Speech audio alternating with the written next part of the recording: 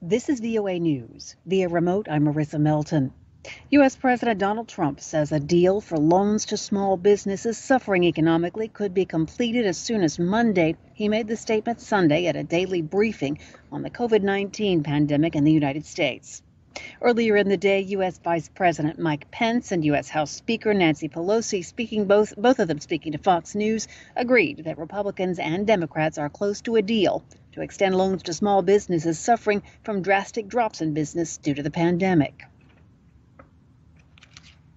Pence, the leader of the White House coronavirus task force, told Fox News Sunday he believes there are a sufficient number of test kits available throughout the country for any state to move into the first phase of new government guidelines to slowly return the country to work and a sense of normalcy. The U.S. is currently performing 150,000 coronavirus tests a day.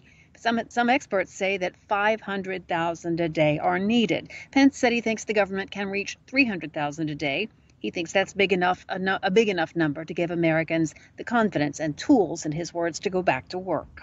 However, Pelosi, the leader of the Democratic-controlled House of Representatives, attacked President Donald Trump's performance in handling the coronavirus crisis in the United States and the government's slow response in testing. She said, also on Fox News, we're already very late on testing in the United States. The president gets an F, she added.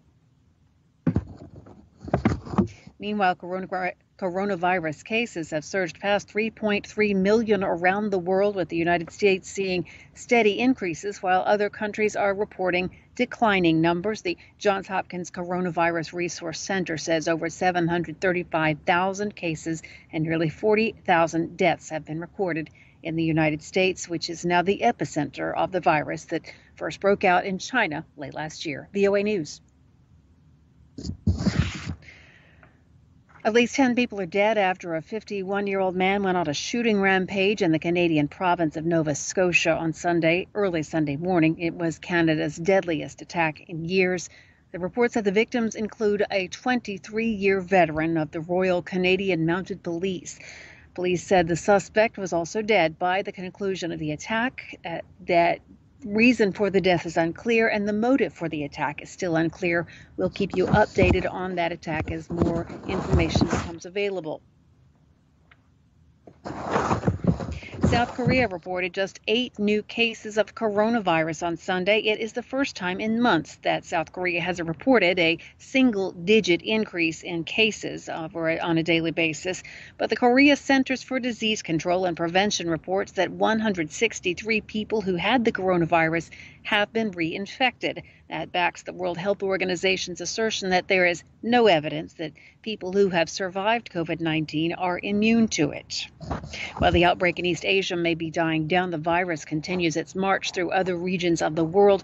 The United Nations Economic Commission for Africa said the pandemic could claim 300,000 lives in Africa this year. The number of coronavirus infections across Latin America surpassed 100,000 on Sunday, with nearly 5,000 deaths. That's according to a report by AFP. It's a tally based on official figures reported by individual countries. Brazil, with a population of 210 million, has the most cases. 38,654 infections and 2,462 deaths. Although experts believe the number of infections to be far greater, given that there has been relatively little testing.